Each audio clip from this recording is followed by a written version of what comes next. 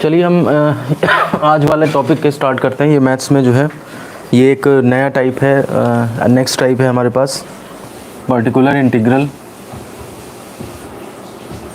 यानी कि पीआई और टाइप 6, और इसे क्या कहते हैं, सामान्य विधि भी कहते हैं। इसका नाम जो है बेसिकली सामान्य विधि। सामान्य विधि या फिर इंग्लिश में कहेंगे जनरल मेथड।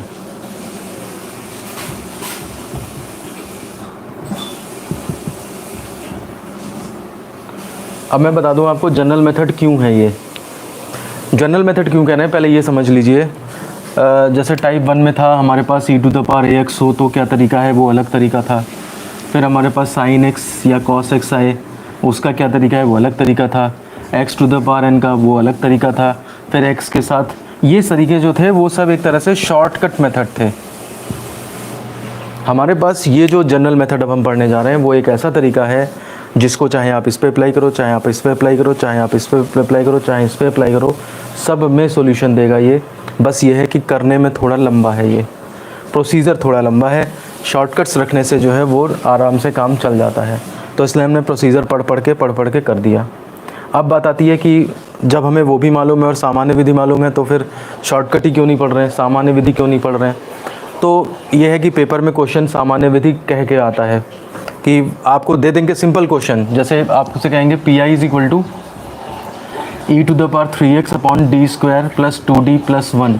आप साफ साफ देख रहे हो d इक्वल टू 3 पुट हो जाएगा और एक लाइन में आंसर आ जाएगा इसका। अगर पर्टिकुलर इंटीग्रल निकालना है तो e⁴x डिवाइड बाई 3 का square 9 plus 3 to the 6 plus 1, ये e⁴x और 15x 16, ये इतना सॉल्यूशन आ जाएगा। आपको साफ साफ दिख रहा है, लेकिन आपसे कह दिया जाएगा कि ये पर्टिकुलर इंटीग्रल आपको जनरल मेथड से निकालना है। तो जनरल मेथड से निकालने पे फिर रूल्स अलग लगेंगे और आंसर यही आएगा। तो कहने का मतलब है सामान्य विधि से अगर आंसर आप निकालते हैं तो उसको चेक करने का तरीका आपके पास यहाँ पे है। आप शॉर्टर मेथड से जो आंसर आ रहा है वही आपका जनरल मेथड से आना चाहिए, बस इतना फ़ायदा मिल पाएगा। और आपको जनरल मेथड ही सॉल्व करना पड़ेगा, वो इस पे भी सब पे अप्लाई हो जाएगा। मैं कुछ जो बोल रहा हूँ कुछ समझ में आ रहा है आप लोगों को? एग्ज़ाम में तो नहीं कर सकते, नहीं, अगर तो आपके पास डायरेक्ट क्वेश्चन आता है ये सॉल्व करिए तो आप शॉर्टकट अप्लाई करो, ठीक है ना। जनरल मेथड कह के आएगा आपके पास कि इस क्वेश्चन को जनरल मेथड से, सामान्य विधि से निकालिए, तब आप करोगे। अदरवाइज़ तो वो शॉर्टकट ही पढ़े हमने जो आज तक कि डी की जगह ए पुट कर दीजिए, या फिर इसके अंदर डी स्क्वायर की जगह -a² कर दीजिए, इसके अंदर बाइनोमियल्स एक्सपेंड कर दीजिए।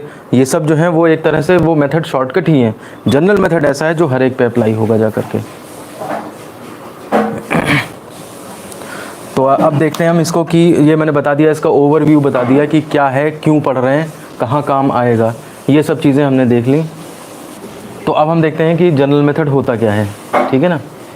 जनरल मेथड कह के आएगा तो फिर जनरल से ही करना है आपको, ठीक है ना। मैं एक क्वेश्चन लूँगा अभी, जब मैं इसकी अभी आज ही क्वेश्चन भी कराऊँगा एक, तो मैं आपको सिंपल मेथड, शॉर्टकट मेथड और जनरल मेथड दोनों से करके दिखाऊँगा। तो आप देखिएगा कि क्या फ़र्क है दोनों में। लिखिए, माना P I is equal to x/fd है। इस तरह का हमारे पास पर्टिकुलर इंटीग्रल है। केस फर्स्ट है, यदि fd is equal to d minus alpha,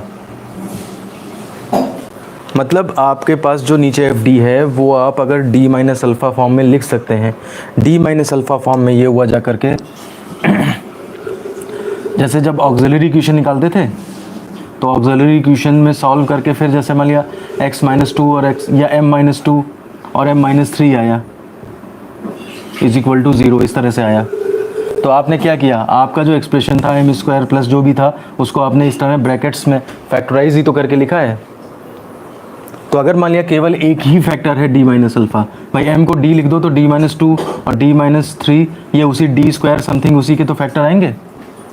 तो अगर हमारे पास जो fd दिया हुआ है वो एक फैक्टर की फॉर्म में दिया है, के रूप में व्यक्त किया जा सके,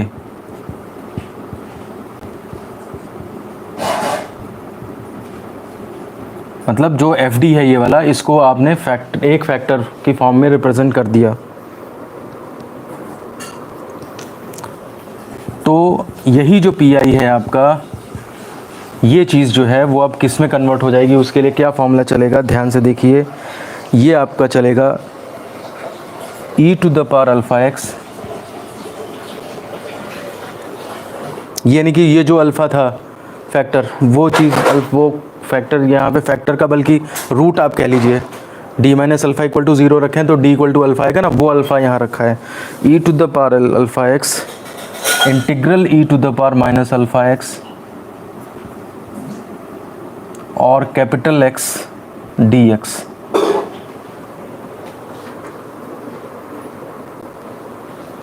ये बॉक्स में बंद कर लीजिए, समझ लीजिए ध्यान से। e to the power alpha, जो रूट है पहले रूट निकाल लीजिए आप, और e to the power alpha x, e to the power minus alpha x, मतलब एक बार प्लस करके और एक बार माइनस करके इंटीग्रल में रखना है आपको। उसके बाद जो कैपिटल X है वो रख देंगे और dx अपने आप लगा देंगे, और इसे अगर आप सॉल्व कर लें तो पी आई आपका निकल आएगा, और वही निकल के आएगा जो नॉर्मल शॉर्टकट से निकलता। ये तब पता लग, ये सबूत तो मैं तब दे पाऊँगा जब मैं आपको क्वेश्चंस कराऊँगा। और नई चीज़ है तो आपको जाहिर सी बात है याद तो रखना ही पड़ेगा, उसमें कोई वो चीज़ नहीं है कि आप जो है वो सोचो कि ये कहाँ से आया क्या आया। ठीक है, इतना क्लियर हो जाना चाहिए सबको। आप अगर फैक्टर के फॉर्म में लिख सकते हैं तो जो यहाँ से रूट निकलेगा अल्फ़ा, एक बार e to the power alpha x integral उसी का माइनस लगा कि e to the power minus alpha x और कैपिटल X dx, इससे पी आई अब जो सॉल्व होकर आएगा वो आपका पी आई हो जाएगा। ठीक है, अब अगर मान लिया सपोज़ केस सेकंड में लेते हैं, अगर ज़रूरी थोड़ा ना एक फैक्टर हो, याद रखिए एक फैक्टर तो कभी आएगा ही नहीं। हमारे पास हायर डिफरेंशियल इक्वेशन चल रही है ना हायर ऑर्डर की, तो हायर ऑर्डर का मतलब है डी स्क्वायर तो होएगा ही होएगा। तो डी स्क्वायर होने का मतलब है मिनिमम, तो आपके पास 2 फैक्टर आएंगे यहाँ पे। तो अगर आपके पास क्यूबिक है तो 3 फैक्टर आएंगे, 4 क्वाड्रेटिक है तो बाई क्वाड्रेटिक है तो 4 फैक्टर आएंगे। तो ज़्यादा एक से ज़्यादा अगर फैक्टर होने लगे तो क्या करेंगे, हम थोड़ा सा उसका केस भी देख लेते हैं। आप केस सेकेंड डाल दीजिए, और ये जनरलाइज्ड वे में हम इसको जो है रिप्रेजेंट कर देते हैं।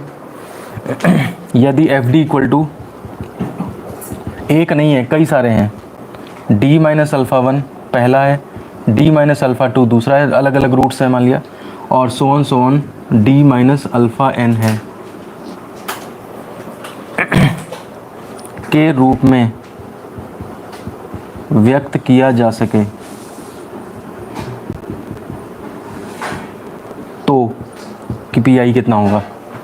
आज सब एक ही बार में समझ आ रहा है। हाँ बिल्कुल, देखिए जितनी कॉम्प्लिकेटेड चीज़ है वो उतनी ही स्लो प्रोसेस से समझनी चाहिए, ठीक है ना भाई। मैं इसे जल्दी जल्दी भी बता सकता था, ऐसा है तो ऐसा कर लेना, वैसा है तो वैसा कर लेना, बुक में दिया है ख़त्म बस। तो एक लाइन में भी समझ में आ सकता है, 1 लाइन 2 लाइन, लेकिन दिमाग में घुसना है तो उसके लिए आपको उसको वक्त देना पड़ेगा, टाइम देना पड़ेगा आपको, तब जा कर के वो क्लियर होगा।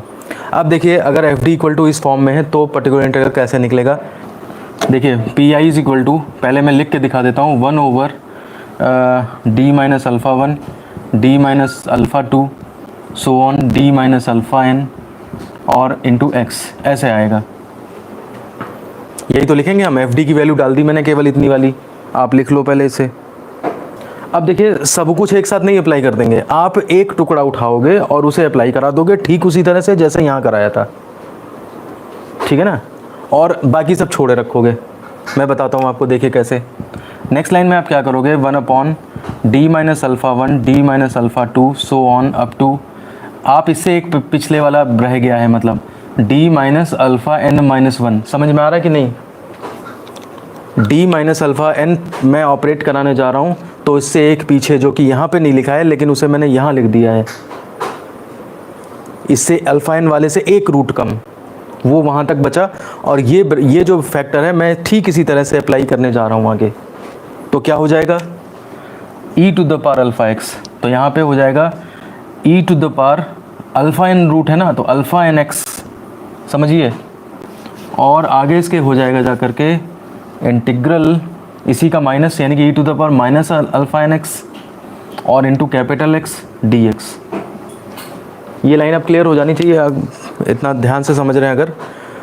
उस एक फैक्टर को अप्लाई करने पे ये आता था, इसमें से भी हमने क्या किया, केवल एक अप्लाई किया है अल्फ़ा एन रूट वाला, तो ई टू द पावर वही माइनस प्लस करके प्लस माइनस करके ई टू द पावर में आ गया, इंटू एक्स डी एक्स इस तरह से आ गया।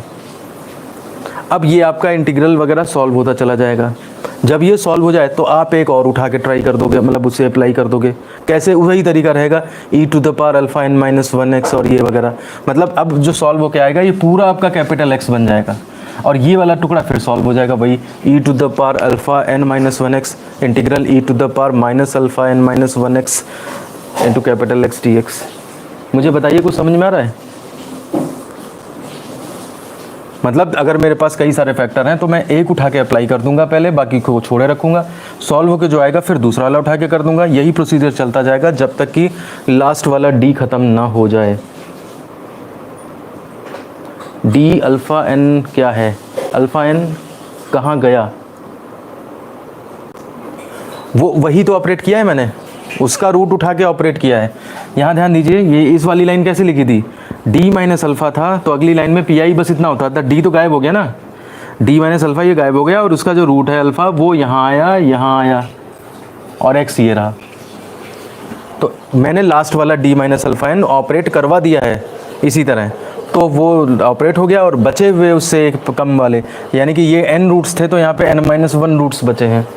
मुझे बताइए क्लियर हो रहा है? इसके पिछले वाले में तो लिखा गया, हाँ वहाँ लिखा, क्योंकि मैंने वहाँ पे अभी किसी को ऑपरेट नहीं करवाया है, मैंने केवल पी आई का वैल्यू लिखा है। अब मैं पी आई की वैल्यू को सॉल्व करने जा रहा हूँ, तो मैंने लास्ट वाला रूट जो है वो लास्ट वाला फैक्टर अप्लाई करवाया है। और अब इसके नीचे लिख लीजिए, इसी प्रक्रिया को बार बार दोहराने पर इसी प्रक्रिया को बार बार दोहराने पर विशेष समाकलन प्राप्त होता है। बार बार दोहराने पर विशेष समाकलन प्राप्त होता है। अब आप हेडिंग डाल दीजिए, alternate method of alternate method, मतलब सामान्य विधि को लगाने का एक दूसरा तरीका भी है, और उसमें आप आधा पेज छोड़ दीजिए, क्योंकि मैं पहले इसके ऊपर क्वेश्चन करा दूं, नहीं तो फिर आप ये दिमाग में बैठेगा नहीं सही से। उसके बाद हम अल्टरनेट मेथड देखेंगे। अल्टरनेट मेथड आपने हेडिंग डाल के और आधा पेज छोड़ दीजिए, और फिर क्वेश्चन करते हैं। एक क्वेश्चन है हमारे पास, d2y/dx2 minus 5dy/dx plus 4y is equal to E to the power 3x का विशेष समाकलन ज्ञात करिए। का विशेष समाकलन ज्ञात कीजिए। देखिए बहुत अच्छी बात है कि इन्होंने कॉम्प्लीमेंट्री फंक्शन का लफड़ाई हटा दिया। ना मुझे टोटल सॉल्यूशन चाहिए, ना मुझे कॉम्प्लीमेंट्री फंक्शन चाहिए। मुद्दे की बात जो है वो हम करने जा रहे हैं अब। तो इन ऑपरेटर फॉर्म अगर हम इसे लिखें तो ये हो जाएगा d² y minus 5dy plus 4y is equal to E to the power 3x, यानी कि d² प्लस नहीं minus 5d plus 4y is equal to E to the power 3x। ये आपका fd हो गया। यहाँ पे fd is equal to d² minus 5d plus 4, ये आ गया मेरे पास। तो ये ऑपरेटर फॉर्म में लिख के आपने fd निकाल लिया, ठीक है ना।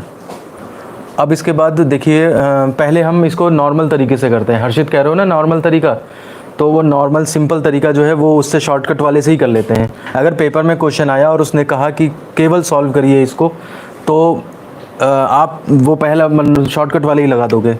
और यहाँ पर मैं बता देता हूँ, का विशेष समाकलन सामान्य विधि से ज्ञात कीजिए, सामान्य विधि से ज्ञात करिए, ठीक है ना। लेकिन मैं पहले आपको सिंपल तरीके से भी करके बता रहा हूँ इसका। तो इंग्लिश वाले जनरल मेथड ऐसे लिख लें। तो देखिए पहला तरीका है फर्स्ट मेथड, जो हमारा ओल्ड मेथड है। अगर आपको पेपर में नहीं दिया है जनरल मेथड तो आप इसी से करोगे। तो देखिए क्या है इसमें, P I is equal to x over F D, ये फॉर्मूला होता है आपके पास है क्या, e to the power 3x over D square minus 5d plus 4। तो आप देखिए क्या तरीका होता है, e to the power 3x से 3 पुट हो जाता है इसके अंदर, d equal to 3, put d equal to 3, तो ये हो जाएगा e to the power 3x upon 3 का स्क्वायर 9 माइनस 15 प्लस 4, तो minus 1/2 e to the power 3x या minus e to the power 3x upon 2, ये आपका आंसर आ गया। तो देखिए शॉर्टकट मेथड से बड़ी आसानी से आंसर आ गया। और अगर पेपर में जनरल मेथड नहीं कहता है तो आप यही तरीका सॉल्व करोगे। अरे मैं आपको एक एग्जांपल बताता हूँ, बहुत अच्छा एग्जांपल दिमाग में आया कि याद करिए 11th क्लास में और 12th क्लास में जब डिफरेंशिएशन पढ़ाया जाता है तो सबसे पहले ये बताया जाता है D by D X of X to the power N is equal to N X N minus 1। ये क्या है, ये शॉर्टकट ही तो है एक तरह से। किसने कहा इस तरह से फॉर्मूला बन जाता है, ठीक है ना, ये फॉर्मूले रटा दिए जाते हैं सारे। बाद में तब पता लगता है कि प्रथम सिद्धांत से अवकलन, तब डेफिनीशन पता लगती है और ये सारे फॉर्मूले डिराइव होते हैं, ठीक है ना। तो फर्स्ट प्रिंसिपल से जो डिफरेंशिएशन होता है वो एक जनरल मेथड हो गया, एक सामान्य विधि हो गई। और ये जो फॉर्मूले हैं ये अपना पर्टिकुलर है, X to the power N है तो ये कर दो, वो कहे तो ये कर दो, लॉग एक्स है तो ये कर दो। और यहाँ प्रथम सिद्धांत में ऐसा कुछ नहीं होता है, सीधे बस F x plus H minus F x over H और उसको लिमिट सॉल्व कर दीजिए, आपके पास डिफरेंशिएशन आ जाएगा, चाहे लॉग एक्स हो, चाहे साइन एक्स हो, चाहे ई टू द पावर एक्स हो। तो ठीक वैसे यहाँ पे पर्टिकुलर इंटीग्रल ये शॉर्टकट है आपका जो हमने पढ़ते आ रहे हैं इस चैप्टर में, और अब हम इसे जनरल मेथड से सॉल्व करने जा रहे हैं। तो आप डाल दीजिए अब सेकंड मेथड, और कौन सा मेथड है ये, general method. General method Hindi वाले सामान्य विधि लिख दें इस पर, और अब इसमें भी पी आई आप एक्स अपॉन एफ डी इस तरह से करके लिख दें। जब यहाँ तक पहुँच जाए तो मुझे बता दें ज़रा मैसेज करके कि पहुँच गए हम। तो अब देखिए यहाँ पे क्या है, फैक्टर की फॉर्म में लिखना होता है। आप ज़रा वो पेज पलट लीजिए जहाँ पे हमने सामान्य विधि आज देखी है, उसमें क्या है, एफ डी को क्या कैसे करके लिखा जाता है, डी के फैक्टर्स के फॉर्म में, D minus alpha 1 D minus alpha 2 ऐसे करके लिखा जाता है। तो आप ज़रा यहाँ पे फैक्टर कर लें, e to the power 3x upon, ये इसको किनारे लिख दें, e to the power 3x 1 upon, और इसमें क्या हो जाएगा 4 बन जा माइनस 4 माइनस 1, तो डी स्क्वायर माइनस नहीं 4 1 हाँ minus 4d minus D plus 4, तो ये हो जाएगा 1 upon D bracket D minus 4 minus 1 common D minus 4 E to the power 3x, यानी कि 1 अपॉन डी माइनस 4 कॉमन, तो डी माइनस 1 और ई टू द पावर 3x। ये फैक्टर यहाँ तक कर लीजिए। अब जो मैं लिखने जा रहा हूँ उसे ज़रा ध्यान से देखिए। ये है 1 अपॉन डी माइनस 4, मैंने एक ब्रैकेट यहीं पे छोड़ दिया और ये वाला इस पे अप्लाई करने जा रहा हूँ। तो ये तो काम करेगा किसका, कैपिटल एक्स का। और अल्फ़ा क्या है यहाँ पे, डी माइनस 1 इक्वल टू 0 रखिए, तो डी इक्वल मतलब अल्फ़ा इक्वल टू रूट जो आया 1 आया, माइनस 1 नहीं पुट कर देंगे, समझ रहे हैं आपको। डी माइनस अल्फ़ा है तो अल्फ़ा पुट होगा, डी माइनस 1 है तो 1 पुट होगा। अगर यहाँ पे डी माइनस 1 की जगह डी प्लस 1 होता तो माइनस 1 पुट होता। ये इस बात पे कंफ्यूजन नहीं रहना चाहिए, मतलब जो भी फैक्टर है आप उसे इक्वल टू 0 कर लें, डी प्लस 1 को 0 कर लें, यहाँ से डी की वैल्यू जो निकल गया कि माइनस 1 वो पुट करनी है, ठीक है। अब देखिए इस ब्रैकेट को जब अप्लाई कर रहा हूँ मैं तो क्या आएगा, e to the power x 1x मतलब 1 पुट किया ना, e to the power x, उसके बाद integral e to the power minus x, वही चीज़ माइनस पावर में आ जाती है, into capital x. Capital x क्या है आपका, e to the power 3x dx, ये बस ये मैंने एक ब्रैकेट लेकर के अप्लाई करा के जनरल मेथड से अप्लाई करा दिया है।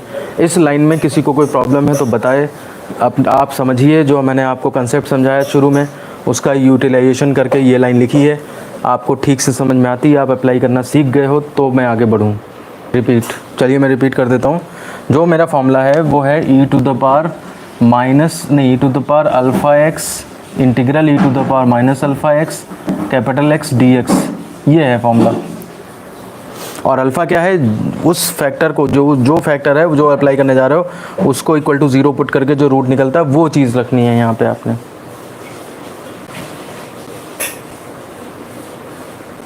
ठीक है ना। तो इसमें क्या हुआ, d-1 को अगर आप अप्लाई करना चाह रहे हो तो d-1 इक्वल टू 0 यानी कि d इक्वल टू 1, ये 1 चीज़ जो है अल्फ़ा ये पुट होगा, तो 1 पुट किया मैंने तो e to the power x, alpha की वैल्यू 1 डाली तो e to the power x आ गया, ये इसकी जगह पे integral e to the power minus alpha x तो माइनस और 1x हो गया, और x की वैल्यू ये पुट कर दी, dx रहता ही होता है। इस तरह से मैंने ये पुट किया है। d-4 पहले अप्लाई कर सकते थे, बिल्कुल, वो तो जो आपका जैसे आ गया लिख दिया, तो d-1 अप्लाई कर दिया है, बाद में करना पड़ेगा d-4। अगर आप d-4 अप्लाई कर देते तो बाद में d-1 करना पड़ेगा, बात उतनी ही बैठेगी, कोई फ़र्क नहीं पड़ता उन चीज़ों से। ठीक है ना। तो अब हम आगे इसको सॉल्व करते हैं। सॉल्व करना मुश्किल बात नहीं है, अप्लाई करना थोड़ा सा दिमाग लगता है इसमें। तो आप देखिए 1/d-4 और देखिए ये e to the power x, integral e to the power minus x का क्या होगा इंटीग्रल पहले तो आप ये देखिए, ये मल्टीप्लाई में है ना, तो ये e to the power 2x हो गया और dx हो गया। अगली लाइन में 1/d-4 e to the power x, इसका हो जाएगा e to the power 2x e to the power 2x divide by 2, ये इसका इंटीग्रल हो गया। 2 तो नंबर है, ये बाहर आ जाएगा 1/2 1/d-4 और अंदर बचा जा करके e to the power 3x। तो देखिए मेरा x बदला नहीं, कैपिटल X उतना ही है, e to the power 3x जैसा पुराना था वैसा ही अब है। अब देखिए मैं इसे मिटाने जा रहा हूँ क्योंकि अब मैं ये अप्लाई करके यहीं बड़ा बड़ा लिखूँगा ऊपर। ठीक है, ये हो जाएगा हाफ। अब देखिए ये अप्लाई हो रहा है, d-4 को 0 के इक्वल करिए तो अल्फ़ा की वैल्यू क्या आई, 4 आई, तो bracket e to the power 4x integral e to the power minus 4x into capital X यानी कि e to the power 3x dx, ये मैंने अप्लाई कर दिया। जो रूट है वो पॉजिटिव पावर में यहाँ और नेगेटिव पावर में यहाँ, ये दोनों टर्म सेम होते हैं, बस माइनस का पावर का फ़र्क होता है, और इंटू x कैपिटल X आपका e to the power 3x ही आ गया है, वही हमने फिर से रख दिया। तो ये इज इक्वल टू हो जाएगा half e to the power 4x integral, ये मिला लो e to the power minus x dx, ये हो जाएगा half integral e to the power 4x e to the power minus x का integral e to the power minus x divide by -1, minus बाहर कर लीजिए तो -1/2 e to the power 3x। अगर आप देखो शायद पहले शायद क्या फर्स्ट मेथड से क्या आ रहा था, शॉर्टकट वाले मेथड से भी इतना ही आ रहा होगा लगभग, देख लीजिए आप, चेक कर लीजिए आ रहा है कि नहीं। बिल्कुल, तो इसका मतलब देखिए आपके पास शॉर्टकट कितना छोटा है और उसका जो जनरल मेथड है वो कितना लंबा है। जनरल मेथड में इससे मतलब नहीं है कि आपके पास x की वैल्यू कैपिटल X की value e to the power में दी है, जैसे इसमें e टू द पावर दी थी, हो सकता है साइन x का कोई क्वेश्चन हो वो भी जनरल मेथड से करना पड़े, तो इस तरह से इंटीग्रेशन होता चला जाएगा। इसमें रूल्स नहीं बदलेंगे कुछ भी कि d² ये करना है या ये कि ये 0 हो गया तो इस तरह का करेंगे, वो करेंगे। मतलब वो जो हमने शुरू से लेकर के और कल तक जो पढ़े मेथड्स, वो एक तरह से आप समझ लीजिए कि एक तरह से एडजस्टमेंट टाइप से है, जुगाड़ टाइप से है कि इस तरह से क्वेश्चन निकल जाएगा मेरा। ये मेथड जो आज जनरल मेथड हमने पढ़ा है, ये मतलब वास्तव में जो मेथड होना चाहिए डिफरेंशियल इक्वेशन सॉल्व करने का वो है। बस ये है कि ये थोड़ा सा लंबा पड़ता है, कॉम्प्लिकेटेड पड़ता है, इसलिए हम लोग वो वाले सीख लेते हैं, इसमें ज़्यादा टाइम लगेगा। बिल्कुल, तो इसलिए ये तभी आपको करना है जब आपसे कहा जाएगा करने के लिए। एक्सरसाइज में अगर आप बुक आपके पास हो, उसमें एक्सरसाइज में देखिएगा लास्ट के जो 2 क्वेश्चन हैं वो कहे गए हैं कि सामान्य विधि से हल करिए, तो इसलिए उन क्वेश्चंस में ही ये लगाना पड़ेगा आपको। और एक क्वेश्चन और है सेक एक्स का। सेक एक्स जो है अगर मान लीजिए सपोज है, तो इसके लिए कोई रूल हमें नहीं पता है, इसके ऊपर अगर क्वेश्चन पेपर में आता है, ये 2016 में आया था, ठीक है ना, उस टाइम पे इसका कोई तरीका नहीं था, तो बाद में इसे बुक में जोड़ा गया है। तो सेक एक्स का क्वेश्चन, हालांकि तरीका पता था तब भी, लेकिन इस तरह से इसको सॉल्व करने का किसी ने करके नहीं देखा था। तो सेक एक्स का जो है वो इंटीग्रेशन अगर अब वो पर्टिकुलर इंटीग्रल है, सेक एक्स इन्वॉल्व है, तो उस केस में आपको जो है ये सामान्य विधि से ही हो पाएगा, क्योंकि इसका कोई शॉर्टकट हमारे पास नहीं है। आप आगे भी ध्यान रखिए, अगर पेपर में कोई ऐसा एक्सप्रेशन आ जाता है कि जो आपने कभी देखा ही नहीं है, तो फिर आप उसको जनरल मेथड से ही सॉल्व करेंगे। तो नहीं भी पूरा सॉल्व हो पाएगा तो एटलीस्ट कम से कम ये होगा कि हाँ बच्चे ने सही अप्रोच लगाई, तो 1-2 नंबर तो मिल ही जाएंगे आपको। अब इसमें थर्ड मेथड डाल दीजिए, थर्ड मेथड में अल्टरनेट मेथड डाल दीजिए, अल्टरनेट मेथड। तो इसमें थर्ड मेथड डाल दीजिए। अब ऐसा है कि अल्टरनेट मेथड के लिए भी मैंने पेज छुड़वाया है और अल्टरनेट मेथड का यही क्वेश्चन अल्टरनेट मेथड से करके भी दिखाना है मुझे। और ये दोनों चीज़ें फिर जो हैं वो थोड़ा अलग सी हैं बिल्कुल, तो मेरे हिसाब से इसको हमें नेक्स्ट टर्न पे ही करना चाहिए तो ज़्यादा बेटर होगा। चलिए तो फिर इस वीडियो को यहीं ख़त्म करते हैं। ओके चलिए ठीक।